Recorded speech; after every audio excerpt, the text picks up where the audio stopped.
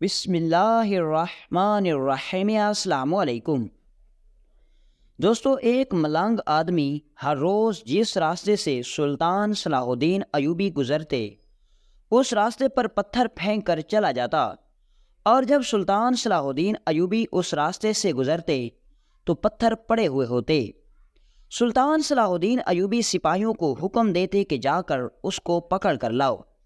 بعض اوقات وہ بھاگنے میں کامیاب ہو جاتا، اور اگر وہ کبھی پکڑا جاتا تو جب سلطان اس سے پوچھتا تو لوگ کہتے یہ ملنگ آدمی ہے، یہ بہت کم بولتا ہے، حضور اس کو آج تک بولتا ہوا کبھی نہیں دیکھا، لیکن یہ بھی سننے میں آیا ہے کہ یہ گونگا نہیں ہے۔ یہ سن کر سلطان صلاح الدین ایوبی بہت حیران و پریشان ہوتے کہ آخر یہ ملنگ میرے گھوڑے کے راستے میں پتھر پھینک کر کیوں چلا جاتا ہے۔ سلطان صلاح الدین ایوبی نے معلوم کرنے کی بڑی کوشش کی لیکن ناکام رہے۔ اب ہر روز یہ بات سلطان صلاح الدین ایوبی کو پریشان کرنے لگی، کیونکہ سلطان صلاح الدین ایوبی یہ معلوم کرنے میں ناکام رہے کہ آخر وہ ملنگ آدمی سلطان کے راستے میں پتھر کیوں پھینکتا ہے۔ ارد گرد کے لوگ کہتے کہ یہ بس دماغ سے کمزور ہے، اور یہی وجہ ہے کہ وہ سلطان کے راستے میں پتھر پھینک کر چلا جاتا ہے۔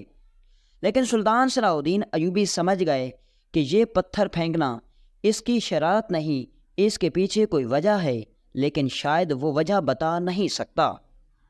سلطان صلاح الدین ایوبی بڑے حیران ہوتے، لیکن پھر بھی معلوم نہ کر سکے کہ آخر وہ ملنگ آدمی سلطان کے راستے میں پتھر کیوں پھینک کر چلا جاتا تھا۔ سلطان صلاح الدین ایوبی بہت پریشان ہو گئے تو ایک دن سپاہی نے سلطان کو مشورہ دیا کہ سلطان معظم، کل وہ ملنگ آدمی جب آپ کے راستے میں پتھر پھینک کر جائے گا تو ہم اس کو پکڑ کر زندان کے اندر ڈال دیں گے۔ نہ ہی وہ آزاد گھومے گا اور نہ ہی آپ کے لیے پریشانی کا باعث بنے گا۔ یہ سن کر سلطان نے کہا، نہیں، کل جب وہ آدمی میرے راستے میں پتھر پھینکے گا تو کوئی اس کو ہاتھ تک نہیں لگائے گا۔ سب سپاہی حیران ہو گئے، لیکن جیسے ہی سلطان صلاح الدین ایوبی اگلے دن اسی راستے سے اسی جگہ سے گزرے تو وہ پتھر پھینک کر بھاگ گیا۔ سلطان صلاح الدین ایوبی نے اپنے گھوڑے کو وہیں روکا اور پیدل چلتے ہوئے اس ملنگ نوجوان کا تعاقب کرنے لگے۔ چلتے چلتے وہ آدمی جھاڑیوں سے گزرا۔ جھاڑیوں سے گزرنے کے بعد وہ ایک چھوٹی سی گفا کے اندر داخل ہوا۔ سلطان حیران کہ آخر یہ ملنگ نوجوان اندھیری گفا کے اندر کیا کرنے جا رہا ہے، لیکن جیسے سلطان صلاح الدین ایوبی نے اندر جھانک کر دیکھا تو سلطان کے ہوش اڑ گئے، اور سلطان سر پیٹ کر کہنے لگا، کیوں میں پہلے اس دن ملنگ آدمی کے پتھر پھینکنے کی وجہ کو سمجھ نہیں پایا، کیونکہ اس گفا کے اندر ایک دوستو یہ واقعہ اصل میں کچھ اس طرح کا ہے کہ مصر کے شہر آمین کے اندر ایک قبیلہ اسکلان قبیلہ آباد تھا۔ اسکلان قبیلے کا سردار بہت ہی دلیر اور جنگجو انسان تھا۔ بڑے بڑے کافر اس کی تلوار کے آگے سے ڈرتے تھے، اور بازار کے اندر چاند سکوں پر ملازمت کرنے والا نوجوان چند ہی سالوں کے اندر اتنے بڑے قبیلے کا سردار بن گیا، اور اس نے اپنے قبیلے کے لوگوں کو بھی اتنا بہادر بنا دیا تھا کہ اس قبیلے کے چند لوگ کافروں کے بڑے بڑے لشکروں کے سامنے ڈٹ کر کھڑے ہو جاتے۔ اسی قبیلے کے شفا خانے کے اندر ایک حکیم رہتا تھا۔ وہ حکیم بڑا ہی عقل مند اور تجربے کار انسان تھا۔ وہ حکیم سارے قبیلے والوں کا علاج کرتا، اور قبیلے کا سردار اسے ماہانہ تنخواہ دیتا۔ حتیٰ کہ قبیلے کے سردار نے اسے اجازت دی ہوئی تھی کہ اگر قبیلے کا کوئی بھی آدمی تمہیں معائنہ کروانے کے معاوضے دے تو تم لینے سے انکار نہیں کرنا، لیکن کسی سے زبردستی نہ لینا۔ لیکن اس کی ایمانداری اتنی تھی کہ وہ کسی بھی قبیلے کے آدمی سے ایک سکہ بھی نہیں لیتا تھا، چاہے بیماری کتنی ہی بڑی نہ ہو، بس قبیلے کے سردار سے تنخواہ لیتا اور اپنی زندگی کا گزر بسر کر رہا تھا۔ اسی حکیم کا بیٹا، جس کی عمر تقریباً اس وقت 10 سال تھی، وہ اسکندرہ کے ایک مدرسے میں تعلیم حاصل کر رہا تھا۔ اس حکیم کی تنخواہ اتنی زیادہ نہ تھی کہ وہ اپنے بچے کو اتنا بڑے مدرسے میں تعلیم حاصل کروا سکے، بلکہ یہ تو رحم دلی اس سردار کی تھی کہ جس نے اپنے بچوں کے ساتھ ایک غریب حکیم کے بیٹے کو بھی اپنے بچوں کے برابر مدرسے میں پڑھنے کے لیے بھیجا ہوا تھا اور اس کی پڑھائی کا جتنا بھی خرچہ آتا تھا وہ سردار ادا کرتا تھا۔ وقت گزرتا رہا، جب اس کے بیٹے کی عمر 16 سال ہوئی تو وہ سردار کے بیٹوں کے ساتھ واپس لوٹا۔ قبیلہ بہت ترقی کر گیا تھا۔ وہ قبیلہ جو 50 خیموں پر مشتمل تھا اب وہ سینکڑوں خیموں پر پھیل چکا تھا۔ اس قبیلے کے ساتھ سردار نے کپڑوں کا کارخانہ بھی بنا دیا تھا۔ اس کے علاوہ قبیلے کے سردار نے صلیبیوں سے ایک باز حملہ کر کے چھین لیا تھا اور وہ بازار بھی اب اس قبیلے کے سردار کے قبضے میں تھا۔ اب وہ قبیلہ بہت بڑی طاقت بن چکا تھا۔ ایک دن وہ حکیم جڑی بوٹیاں حاصل کرنے کے لیے جنگل کے اندر چلا گیا۔ وہ جڑی بوٹیاں تلاش کرتے کرتے جنگل کے اندر اتنا زیادہ آگے چلا گیا کہ اس کے قدم خفیہ جاسوسوں کے گروہوں کو ٹھکانے پر جا پڑے۔ جب ان جاسوسوں کو خبر ملی کہ ہمارے ٹھکانے کو کسی آدمی نے دیکھ لیا ہے تو انہوں نے پیچھا کرنا شروع کر دیا۔ حکیم بھی سمجھ گیا کہ اگر انہوں نے مجھے پکڑ لیا تو یہ مجھے زندہ کبھی نہ چھوڑیں گے، کیونکہ میں نے ان کا خفیہ ٹھکانہ دیکھ لیا ہے۔ حکیم نے بھاگنا شروع کر دیا لیکن وہ ان سے بچنے میں ناکام رہا۔ چند ہی لمحوں کے اندر ان خفیہ جاسوسوں کے گروہوں نے ان کو پکڑ لیا اور اس کو اتنا زیادہ زخمی کر دیا کہ وہ قبیلے کے اندر بڑی ہی مشکل سے پہنچا۔ وہ شفا خانے کے اندر خون میں لت پت پڑا تھا۔ دوپہر کا وقت تھا، سب لوگ اپنے اپنے خیموں میں آرام کر رہے تھے۔ اتنے میں حکیم کا بیٹا کسی کام سے جب واپس اپنے گھر آیا تو دیکھا کہ خیمے کے اندر اس کا باپ نہیں تھا۔ جب وہ شفا خانے کے اندر گیا تو جو اس نے منظر دیکھا اس کے ہوش اڑ گئے۔ اس نے اپنے باپ کو خون میں لت پت پڑا دیکھا تو اسے ایک زوردار جھٹکا لگا اور وہ وہیں گر کر بے ہوش ہو گیا۔ جب واپس ہوش میں آیا تو حکیم نے قبیلے کے سردار کو بتایا، حضور حکیم صاحب کا بیٹا ایک بہت بڑے صدمے کا شکار ہوا اور اس صدمے نے سیدھا اس کے دماغ پر اثر کر دیا۔ اب یہ اپنی زندگی میں کبھی شاید بول بھی نہیں سکے گا، کیونکہ اب اس کے اندر بولنے کی خواہش ختم ہو چکی ہے۔ یہ خود چاہ کر بھی نہیں بولے گا اور اس کا دماغ پہلے کی طرح نہیں رہے گا۔ یہ سن کر سردار بڑا پریشان ہو گیا، کیونکہ ایک طرف اس نے اپنے وفادار حکیم کو کھو دیا تو دوسری طرف اس حکیم کی آخری نشانی جو کہ اس کا بیٹا تھا وہ بھی اب معذور بن چکا تھا۔ سردار بڑا پریشان ہوا اور پھر حکیم صاحب نے اس سے بتایا کہ سردار صاحب آپ نے اس نوجوان کی خاص حفاظت کرنی ہے، کیونکہ جب یہ ہوش میں آئے گا تو اس کا جہاں دل کرے گا یہ چلا جائے گا، جو دل کرے گا وہی کرے گا، کسی کی بات سنے گا نہ ہی کسی کی سمجھے گا۔ بس آپ نے اگر اس کی حفاظت نہ کی تو یہ بہت بڑا نقصان بھی کر سکتا ہے۔ یہ سن کر سردار نے حکم دیا کہ اس نوجوان کے خیمے کے ارد گرد سپاہی تعینات کر دیے جائیں۔ وقت گزرنے لگا، تقریباً 1 سال تک تو قبیلے کے سردار نے اس کو خیمے کے اندر سے نکلنے پر پابندی لگائے رکھی اور ساتھ ہی ساتھ میں اس کا علاج بھی چلتا رہا، لیکن شاید اس کے دماغ پر اپنے باپ کا اتنا بڑا صدمہ ہوا کہ کوئی بھی دوا اس پر اثر نہیں کر رہی تھی۔ ایک دن سردار کسی کام سے باہر گیا تو واپس آیا تو سپاہی نے بتایا کہ سردار صاحب حکیم کے بیٹے نے اچانک ہمارے سپاہیوں پر حملہ کیا اور ہمارے کچھ سپاہیوں کو زخمی کر کے بھاگ گیا۔ یہ خبر سنتے ہی سردار نے سپاہی دوڑا دیے، خود بھی تلاش کرتا رہا لیکن حکیم کا بیٹا نہ ملا۔ وقت گزرتا رہا، چند سال گزر گئے لیکن سردار کو حکیم کا بیٹا نہ ملا۔ وہ سمجھ گیا کہ شاید اب وہ اس دنیا میں نہیں رہا ہوگا، لہٰذا اب اس کو تلاش کرنے کی بالکل ضرورت نہیں۔ وقت گزرتا رہا، کوئی نہیں جانتا تھا کہ اس حکیم کا بیٹا جس کو سردار مردہ سمجھ چکا ہے وہ مرا نہیں ہے، بلکہ ایک اندھیری گفا کے اندر رہنے والی بوڑھی عورت کے پاس رہتا ہے۔ ہوا کچھ یوں تھا کہ جب وہ نوجوان قبیلے سے بھاگا تو وہ دوڑتا دوڑتا جنگل میں جا گھسا تاکہ اس کو سپاہی نہ پکڑ لے۔ اسی جنگل کے اندر ایک بڑھیا اپنے گھر میں جلانے کے لیے لکڑیاں اکٹھی کر رہی تھی۔ اس نے ایک نوجوان کو بھاگتے ہوئے دیکھا تو پوچھا، ارے بیٹا کیوں بھاگ رہے ہو؟ جب اس نے بڑھیا کے منہ سے بیٹا جیسا الفاظ سنا تو وہ وہیں رک گیا اور بڑھیا کی طرف کھینچا چلا گیا۔ بڑھیا نے پوچھا، بیٹا کیوں بھاگ رہے ہو؟ وہ نوجوان خاموش۔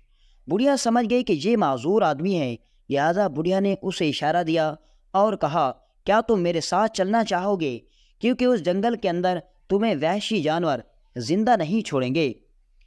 وہ نوجوان حکیم کا بیٹا اس کے ساتھ چل پڑا۔ اب وقت گزرتا رہا، چند سال گزر گئے اور معذور حکیم کا بیٹا بڑھیا کے ساتھ رہ رہا تھا۔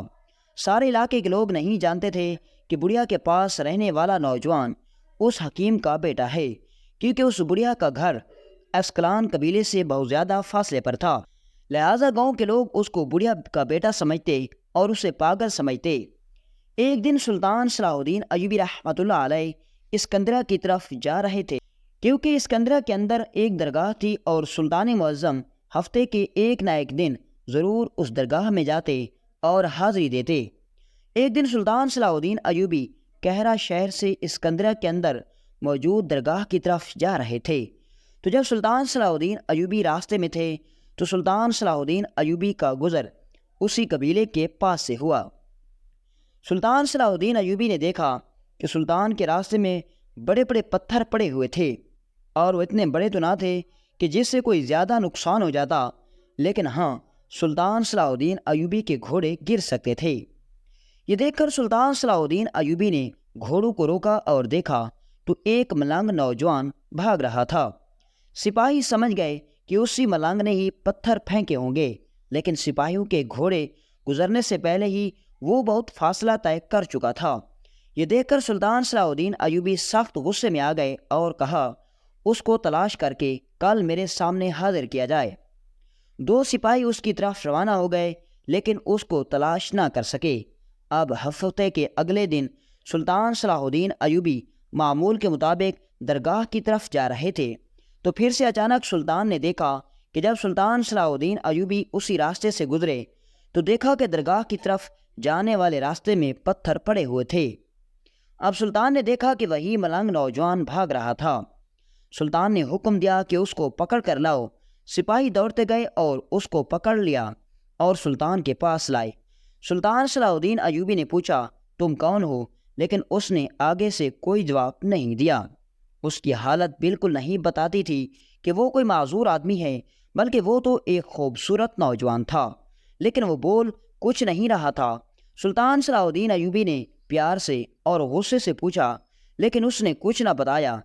یہ دیکھ کر سلطان صلاح الدین ایوبی سخت غصے میں آ گئے اور اس کی تلوار نکالی، تو اتنے میں ایک آدمی دوڑتا ہوا سلطان کے پاس آیا اور کہا، سلطان معظم، آپ اسے کچھ نہ کہیں، حضور یہ پاگل آدمی ہے، کوئی نہیں جانتا یہ کہاں رہتا ہے، بس ہم اس کو کبھی کبھی دیکھتے ہیں۔ لیکن سلطان معظم، حیرانی کی بات تو یہ ہے کہ آج تک اس ملنگ نے کسی کے راستے میں پتھر نہیں پھینکے، لیکن حیرت کی بات تو یہ ہے کہ یہ آپ کے راستے میں ہی پتھر کیوں پھینک کر چلا جاتا ہے۔ لیکن سلطان معظم، یہ گونگا ہے، بول کچھ نہیں سکتا۔ ارد گرد کے لوگ بتاتے ہیں کہ اس کو کبھی کسی نے نہیں بولتے دیکھا، لہٰذا اس کو ڈرانے یا دھمکانے کا کوئی فائدہ نہیں۔